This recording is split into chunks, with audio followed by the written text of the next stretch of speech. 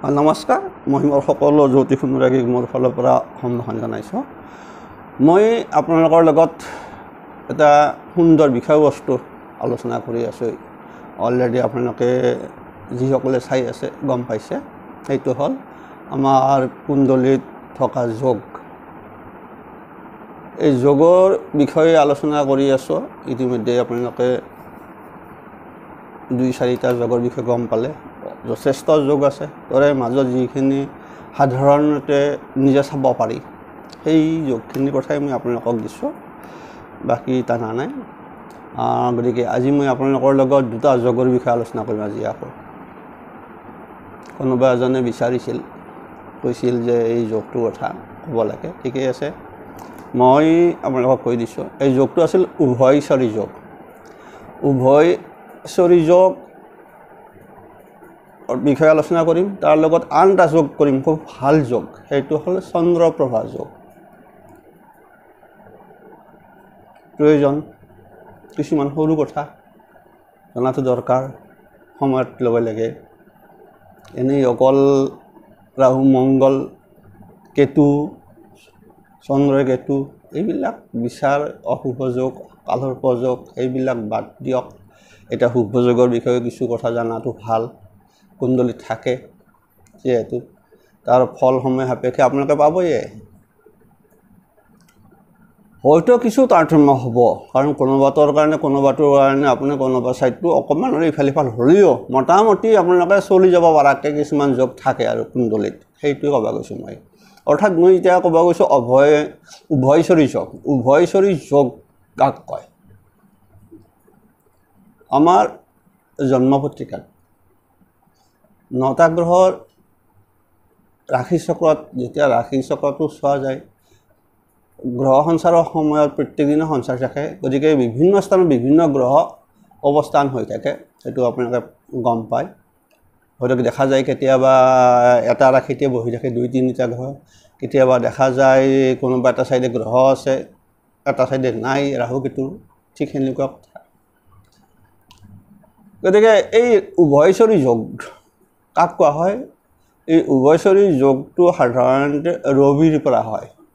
ৰবিৰ শিষ্য যোগ বুলি কয়। যদি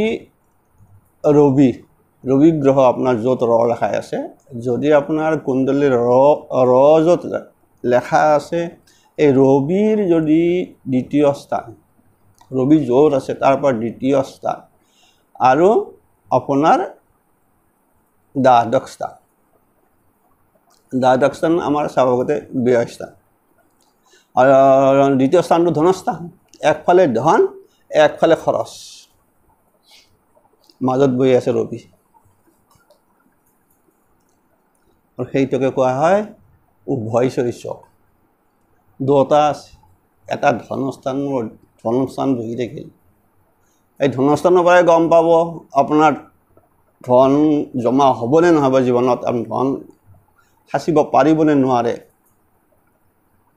গম পায়। এইকে ধনস্থানৰ পৰা আহি যায় আপুনি কিমান সঞ্চয় কৰিব পাৰিব জীৱনত। আপুনি ধনটো আপোনাৰ হাতত জমা পাতি বা যিকোনো স্থাৱৰ অস্থাৱৰ সম্পত্তি হওক, যে আপুনি কিমান কি কৰিব পাৰিব, সেইটোৱে কয় দ্বিতীয় স্থানে, সেইটো ধনস্থান। আকৌ বাকী আছে যে তাৰ পৰা বাক্য চাক্য কিবা কাৰণে অগ্ৰসৰ, সেইটো ক'ব যোৱা নাই, কিন্তু মই সাধাৰণ নামটো দিছোঁ ধনস্থান। তাৰমানে ধনস্থানটো হ'ল আপোনাৰ ভঁৰাল, বহুতে নাজানে সেইটো ভঁৰাল। সেইকাৰণে দ্বিতীয় স্থানটো শুভ হ'লে সেই জাতকৰ বা দ্বিতীয় পতি য'ত শুভ হৈ থাকিব, বা দ্বিতীয় স্থানত শুভ গ্ৰহ থকা, দ্বিতীয় পতি ভাল শুভ স্থানত বহি থকা সেই জাতকসকলৰ ধন থাকি যায়। বুজি পালে? সেইকাৰণে সঞ্চয় যদি চাব লগা হয় দ্বিতীয় স্থান চাব লাগিব। সেইকাৰণে উভয়চৰী যোগ, ৰবিৰ দুয়োকাষে আছে, একফালে আছে আপোনাৰ ধন টকা পইচা সঞ্চয়ৰ যোগটো চলি আছে, তাত গ্ৰহ আছেনে নাই? গ্ৰহ থাকিব লাগিব। আনফালে ব্যয় স্থানতো থাকিব লাগিব,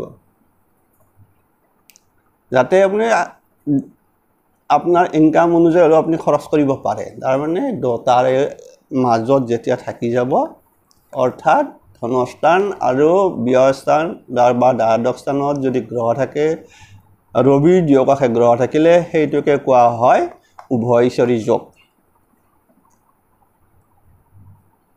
কথা আছে এই জাতকে কি কৰিব পাৰে সমস্ত সুখ ভোগ কৰে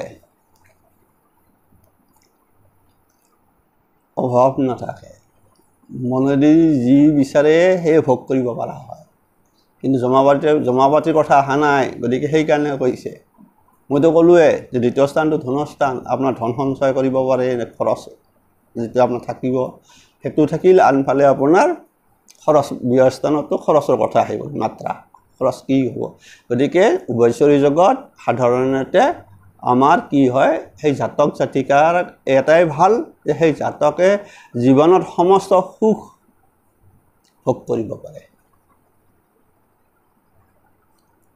সেইটোৱে কাৰণ দ্বিতীয় কথাটো হ'ল মই আন এটা যোগৰ কথা ক'ম এইটো খুব ইম্পৰ্টেণ্ট যোগ এই যোগবিলাক আৰু বেলেগ আৰু এই যোগ হ'ল আপোনাৰ নামটো হ'ল চন্দ্ৰপ্ৰভা যোগ বুলি কোৱাৰ লগে লগে আপুনি চন্দ্ৰৰ কথা ভাবিব যে চন্দ্ৰ আহি যাব নেকি চন্দ্ৰ নাহে ইয়াৰ নামটো কিন্তু চন্দ্ৰপ্ৰভা যোগ তাৰমানে আপুনি মানে চন্দ্ৰৰ নিচিনা মানে উজ্বলি থাকিব পাৰিব জীৱনত এই কথা প্ৰখৰ নহ'ব পাৰে ৰবিৰ নিচিনা কিন্তু চন্দ্ৰৰ নিচিনা আপুনি উজ্জ্বল হিচাপত থাকি যাব পাৰিব জীৱনত সেইকাৰণে এই নামটো দিছে চন্দ্ৰৰ প্ৰভা নাম গতিকে এই চন্দ্ৰপ্ৰভা যোগটো সাধাৰণতে আমাৰ সৃষ্টি কৰে নৱম স্থানৰ অধিপতি কোন হ'ল নৱম স্থান কি আমাৰ ভাগ্যস্থান গতিকে ভাগ্যস্থানৰ অধিপতি যদি আপোনাৰ ভাগ্যস্থানতে থাকে চাব আপোনালোকে কথাটো মই কৈ দিছোঁ যে আপোনালোকৰ যদি নৱমপতি নৱম ভাৱত থাকি যায় তেতিয়াহ'লে এই যোগটো সৃষ্টি হয় তাৰমানে নৱমপতি নৱম ভাৱত থকা অত্যন্ত শুভজনক তাৰ বাহিৰেও কথা আছে যদি নৱমপতি যদি কোনোবা কেন্দ্ৰত থাকে কেন্দ্ৰস্থানত থাকে এনে আমাৰ নৱম স্থানটো কিন্তু আপোনাৰ কোন স্থান কেন্দ্ৰস্থান নহয় গতিকে কিন্তু সেই আপোনাৰ সেই নৱমপতি যদি কেন্দ্ৰত থাকে কেন্দ্ৰ বুলি কওঁতে আগতে মই কৈ আছোঁ যে কেন্দ্ৰ মানে হ'ল আপোনালোকৰ লগ্ন ধৰিব লাগিব তাত লগ্নকো ধৰিব লাগিব লগ্নত হওক যদি আপোনাৰ চতুৰ্থ স্থান হওক যদি সপ্তম আৰু দশম কেইটা হ'ল আপোনাৰ থাকিল লগ্ন থাকিল চতুৰ্থ থাকিল সপ্তম থাকিল দশম থাকিল এই চাৰিটা স্থানত যদি আপোনাৰ এই নৱমপতি আহি বহি থাকে তেতিয়া সেই যোগটো কোৱা হয় চন্দ্ৰপ্ৰভা যোগ অতি শুভ যোগ এই যোগত কি হয় জাতক গুণী হয় গুণী মানি হয় জাতক বিলাসী হয় জাতক বিত্তশালী হয়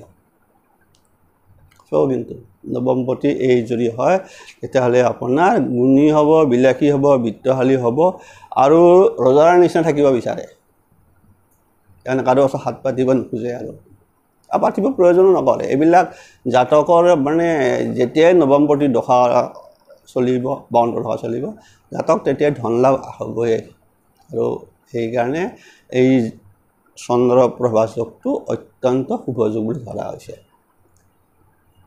কিন্তু আপোনালোকে গম পালে বেছি আজি যোগৰ কথা নকওঁ দুটা কথাই ক'লোঁ আৰু কম এনেকুৱা যোগ যথেষ্ট আছে 2-4টা যোগ নিজে চাই ল'ব আপোনাৰ এতিয়া আপোনালোকে গমেই পালে উভয়চৰী যোগৰ কথাটো ক'লোৱেই মই যে ৰবিৰ যোগকে যদি গ্ৰহ থাকে অৰ্থাৎ যদি ধনস্থানত থাকে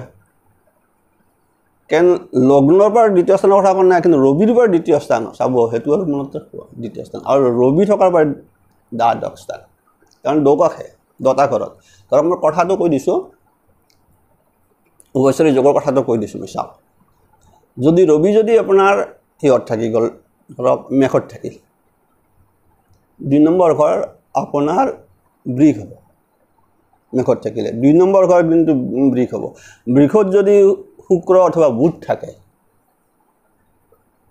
আনফালে দ্বাদশ ঘৰত কোনে থাকিল বৃহস্পতি থাকিল অথবা চন্দ্ৰ থাকিল তেনেহ'লে আপোনাৰ সেই যোগটো গে কৈছে তেতিয়া কিন্তু আপোনাৰ উভয়চৰী যোগ হ'ল যোগাখে থকা এই কোৱা হয় সেইটোকে উভয়চৰী যোগ উভয়চৰী যোগত জাতক সমস্ত সুখৰ মানে সুখ ভোগ কৰিব পাৰে ইয়াৰ মূল কাৰণটো ক'লোৱে যে ধনস্থানটোতো আপোনাক ক'লোৱে আমাৰ আপোনাৰ জমা উপস্থিতি কি থাকিব কি নাথাকিব জীৱনটোত কি কৰিলে কিমান পইচা জমা কৰিলে বেংক বেলেঞ্চ কিমান থাকিল সব কৈ দিব দ্বিতীয় স্থানৰ হয় অধিপতি গ্ৰহই তাত থকা গ্ৰহ আৰু সেই গ্ৰহ অথবা দ্বিতীয় অতি ক'ত থাকিল যদি কেন্দ্ৰস্থান শুভস্থানত যদি থাকি যায় আপোনাৰ কথাই নাই টকা পইচা থাকি যাব জমা থাকি যাব এৰিছোঁ নিশ্চয় আপোনালোকে কিছু ভাল পালে গম পাব যিখিনি আপোনাৰ জ্যোতিষৰ প্ৰতি ইণ্টাৰেষ্ট আছে নিজে চাই ল'ব কাৰোবাৰ থাকিব পাৰে আৰু এইটোতো ক'লোৱে চন্দ্ৰ প্ৰভাজকটোতো এইটো আৰু চাই ল'ব নিশ্চয় কিন্তু মই কৈয়ে দিছোঁ যে নৱমপতি যদি নৱমত থাকে অথবা যদি আপোনাৰ লগ্নত থাকে এইফালে নৱমপতি অথবা চতুৰ্থ স্থানত থাকে অথবা সপ্তম স্থানত থাকে অথবা দশম স্থানত থাকে তেনেহ'লে এইটো আপোনাৰ কোৱা হয় চন্দ্ৰ প্ৰভাজক আৰু সেই জগত জাতক গুণী মানী বিত্তশালী গতিকে গোটেইখিনি হয় এৰিছোঁ সকলোৰে মংগল কামনা কৰিলোঁ যিসকলে নতুনকৈ চাই আছে ছাবস্ক্ৰাইব কৰিব এনেকুৱা সৰু সৰু বিষয়বস্তুৰ ওপৰত আলোকপাত কৰি থাকিম আজিলৈ ইমানে